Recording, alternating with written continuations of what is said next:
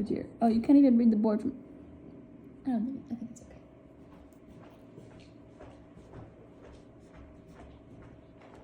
Okay, good morning, guys.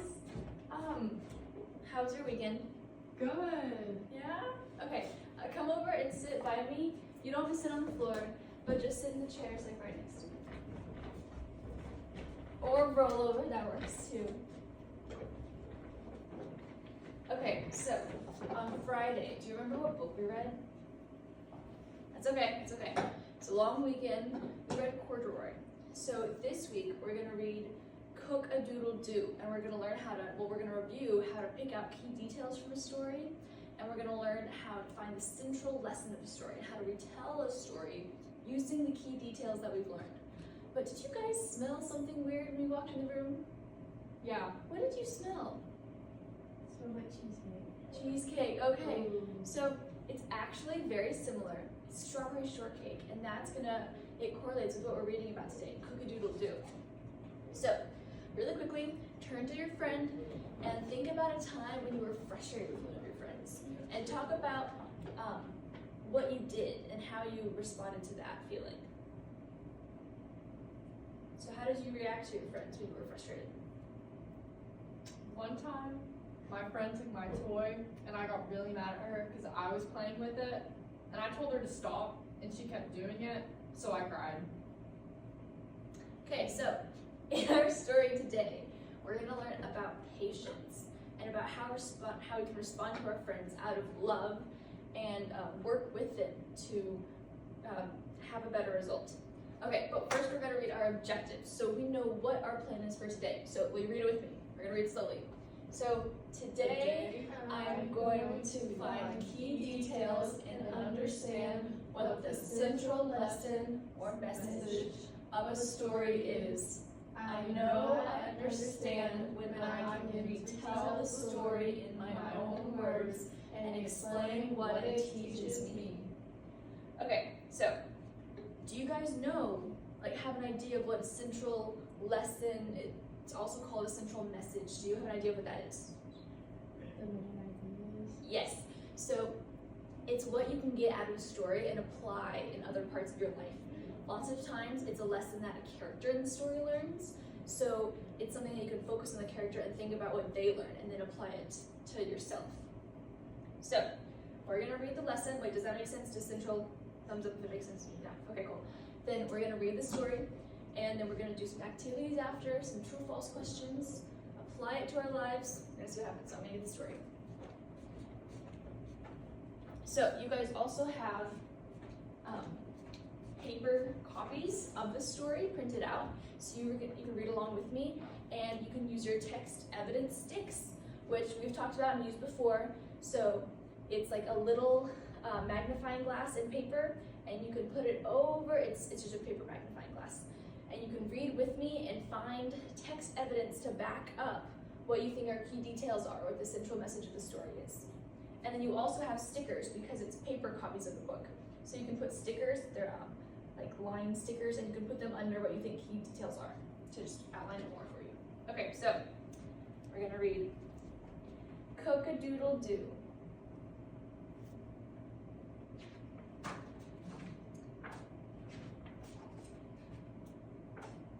Oh, so you can see our rooster. Okay.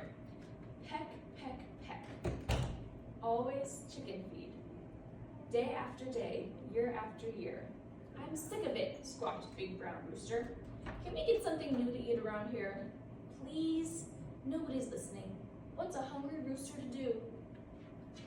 Have you guys ever been tired of food that you're eating? Like you just want something new, don't know what you want to eat? Yeah, me too. There's no hope. Wait a minute. Rooster remembered a story his mama used to tell. A story handed down from chicken to chicken. The story of his famous great-grandmother, the Little Red Hen. Rooster rushed into the chicken coop. It has to be here, he said. He looked high and low, and there it was at last, hidden under a nest, her cookbook, The Joy of Cooking Alone, by L.R. Hen. Rooster carefully turned the pages. So many recipes, and I thought she just baked bread. Look at this strawberry shortcake. That's it. I'll make the most wonderful, magnificent strawberry shortcake in the whole wide world. No more chicken feed for me. Yes, sirree, just like Great Granny. I'll be a cook. Cock-a-doodle-doo, crowed Rooster as he pranced towards the big farmhouse. So right now, what do we think Big Brown Rooster's gonna do? Do we think he's gonna cook? Yeah. Cock-a-doodle-doo, said Dog. Have you lost your marbles, Rooster, said Cat. You've never cooked anything before, said Goose. That doesn't matter, replied Rooster. Cooking is in my blood. It's a family tradition. Now, who will help me? Not I, said Dog. Not I, said Cat. Not I, said Goose. And away they went. These friends wouldn't help him. Poor Rooster. Rooster pushed open the kitchen door. It looks like I'm on my own, just like Great Granny. He sighed and put on his apron. We'll help you. Rooster turned, and there stood Turtle, Iguana, and Potbelly Pig. Do you three know anything about cooking? Rooster asked. I can read recipes, said Turtle. I can get stuff, said Iguana. I can taste, said Pig. I'm an expert at tasting. Who likes tasting food as they cook? Yes, me too. Then we're a team, declared Rooster. Let's get ready and start cooking. Turtle read the cookbook. Heat oven to 450 degrees. I can do that, said Iguana. Look, I'll turn the knob. 150, 250, 350, 450. Hey, cooking's easy. Rooster put a big bowl on the table. What's our first ingredient? He asked. The recipe says we need flour, said Turtle. I can do that, said Iguana. He dashed outside and picked a petunia. How's this flour? Now, do you think a flower that is planted in the ground is what Turtle meant when he said flour to put in the shortcake? No, I don't think so either. Poor Iguana. No, said Rooster. Not that kind of flour. We need flour for cooking. You know, the fluffy white stuff that's made from wheat. Can I taste the flour? Asked Pig. Not yet, Pig, said Turtle. The recipe says to sift it first. What does sift mean? Asked Iguana. I think sift means to search through. You mean like when I sift through the garbage, looking for lunch? Asked Pig. I can do that, said Iguana, and he dived into the flour, throwing it everywhere. Ooh, it's making a mess. No, said Rooster. Don't sift the flour like that. Put it through the sifter. Rooster turned the crank and sifted the flour into a big pile. Can I taste the pile? Asked Pig. Not yet, Pig, said Turtle. Now we measure the flour. I can do that, said Iguana. He grabbed a ruler. The flour is 4 inches tall. Is that how you measure flour? No, you put it in a measuring cup. No, said Rooster. We don't want to know how tall it is. We don't want to know how much there is. We measure the flour with this metal measuring cup. We need 2 cups, added Turtle, so fill it twice. Rooster dumped the 2 cups of flour into the bowl. Can I taste it now? Asked Pig. Not yet, Pig, said Turtle. Next, we add 2 tablespoons of sugar, 1 tablespoon of baking powder, and 1/2 teaspoon of salt. I can do that, said Iguana.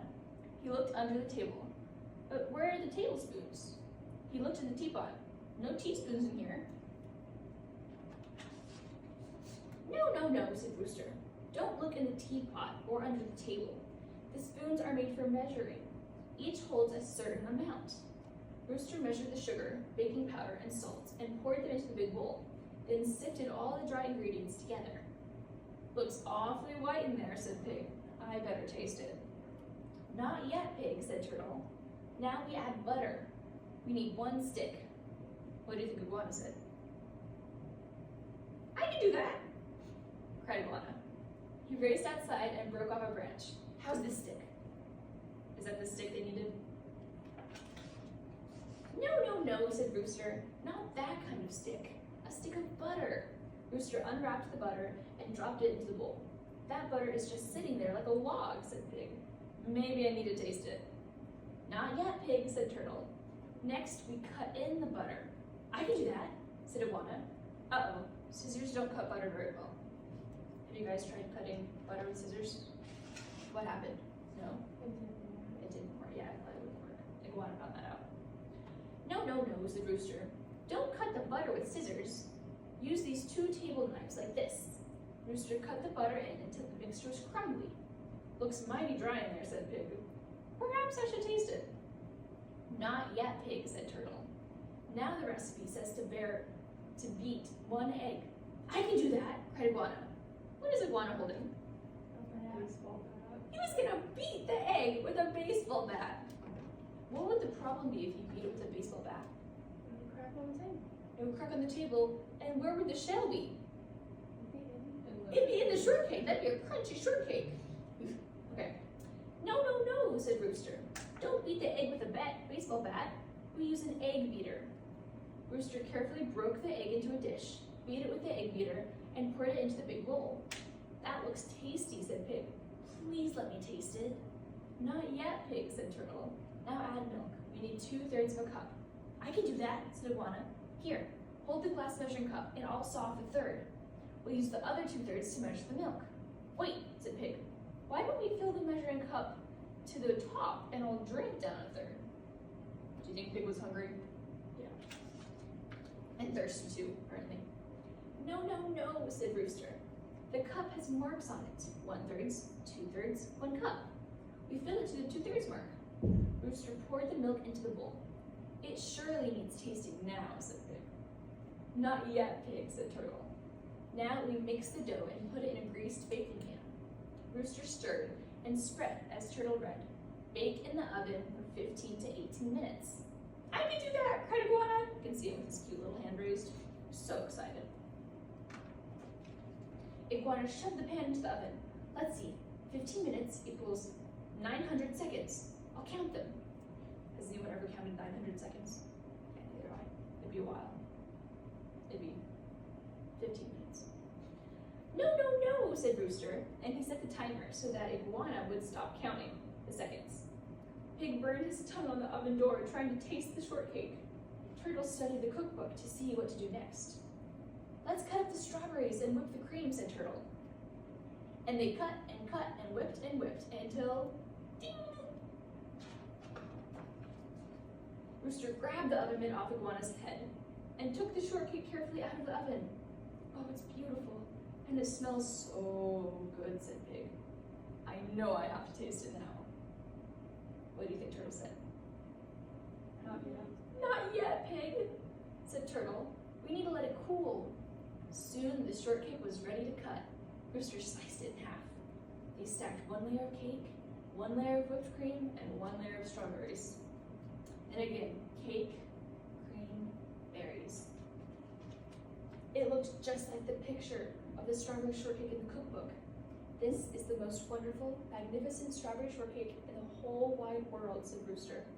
If Great Granny could see me now. Let's take it to the table. What do you think Iguana said? I can do that. He yanked the plate. The shortcake tilted and slid and splat right on the floor. Oh no. Pig was ready. Now it's my turn to taste it. In a split second, the strawberry shortcake was gone. Every last crumb had disappeared into the potbelly of the pig. Our shortcake, Iguana cried. You ate it. I thought it was my turn, replied Pig. I'm the taster, remember? And it tasted great. But it was our masterpiece, moaned Turtle. And a tasty one too, said Pig. Now we can make something else. Yeah, Iguana glared. How about a plump, juicy roast pig? Why is that funny? Because Pig's a pig. Who's gonna eat Pig, his friend? Pig gasped. Roast pig? How about iguana pot pie? Or turtle soup? So what are the friends doing here? They're mad at each other. Yeah. No, no, no, cried Rooster. Listen to me. We made this shortcake as a team, and teams work together. But Pig ate it, whined Turtle. Iguana dropped it, pouted Pig. Turtle should have caught it, grumbled Iguana. Well, added Turtle, you don't have to worry about messing up the kitchen. It's already a mess. So, who will help me make it again, asked Rooster. Pig, Turtle, and Iguana looked at each other. I will, said Pig. I will, said Turtle. I will, said Iguana. Cook-a-doodle-doo, crowed Rooster. Let's get cooking again. Together, they made the second most wonderful, magnificent strawberry shortcake in the world. And it was a lot easier than the first time. Okay, so knowing what we know about central lessons, that is what we can take from the story based on what the characters learned. How can we apply that to us? What do we think we learned? All friends fight. All friends do fight. Yeah. How should we respond to our friends? Be nice to them. Nice. You give them more chances. Especially pay attention when they're really trying to help, even if they mess up. Okay, so we have a little activity. I have a bag, and I have some 3D items in this bag. And I'm gonna let you guys come up and pick something out of the bag, and it's either gonna be a character or an item or something in the book, and you're gonna have to tell me how it relates to the story and to the central lesson. So who wants to come up and pick something out of the bag? Okay, Allie, you can come up first. Pick something out of the bag. Do I need to tell you what I got? Yes. I got Rooster. Okay, so who is Rooster and how does he relate to the story, the central lesson? He was the main character of the story, and he was trying to direct all of his friends to making the strawberry shortcake. Yeah. He was very patient with them. He is very patient. Okay, Sophie, come pick an item.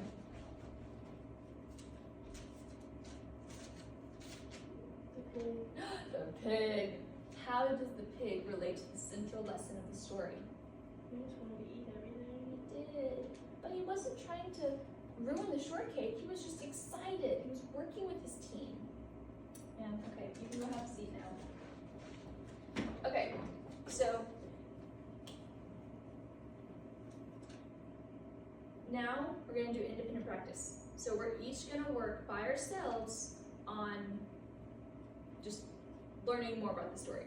So I'm gonna give you guys each a piece of paper, and you're gonna write 3 details, characters, or things to describe the setting of the story. So what is the setting? Do you guys remember what the setting is? Where it takes place. So where does this book take place? Where does Cook-a-Doodle-Doo take place? The kitchen, because that's where they cook. That's where all the measuring utensils are. Yes. So on these pieces of paper, you're gonna draw, and it doesn't have to be a good drawing. I'm not an artist. I know a couple of you are, so do your best. But you're gonna draw either a character from the story, or like a part of the setting, or a major event that happened. And then, if you want an extra challenge, if you feel like you really know the book, put them in order of when the book revealed them to us. So an example of that would be, oh geez, you guys need a pen? Here, I'll give you a pen. An example of that would be if you use Rooster, because Rooster was the first character in the book, you could draw a picture of Rooster, and then you could draw a picture of the cookbook, because that's what they went based off of. And then you could draw a picture of all the friends together at the end with their made strawberry shortcake, because that was the final result. So I'm gonna give you about 10 minutes to do that, and I'm just gonna walk around and look at your guys' work.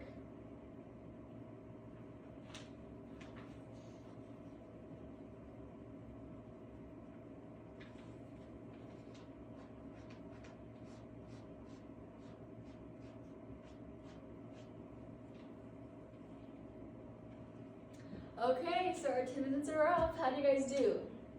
Did you find some key detail? Oh my goodness, I love those details. And the picture of the setting, that kitchen is a really good kitchen. That is the best Rooster I've ever seen. And the cookbook, oh my goodness, I love it. Okay, so you guys can go back to your seats now. Or you can, well, yeah, you can go back to your seats. And we're just gonna kind of wrap up here because class is almost over. It's okay, she'll get there. So, what did we learn today? What was the central lesson? We're just gonna review. What was the central lesson of Cook-a-Doodle-Doo? Give your friends second chances and be patient. Yes. Okay. How can we apply that to our lives? Be patient with the things. Yeah, pretty much the same thing. Because the central lesson is how we can apply a lesson that we learned in the book to our lives.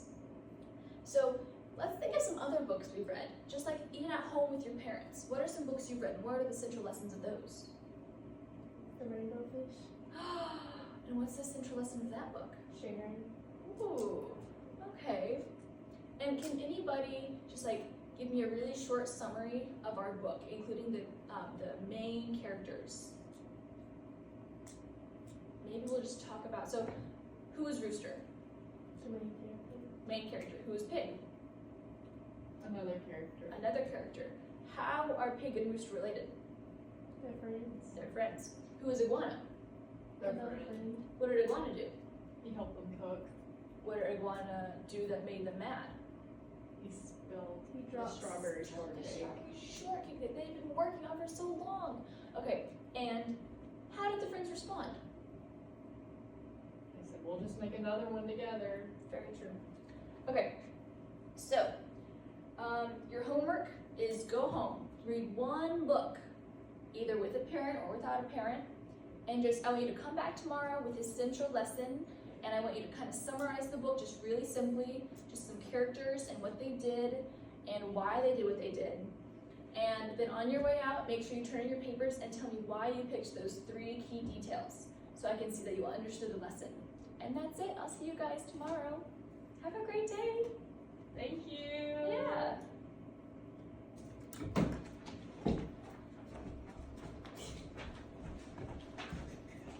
Oh dear.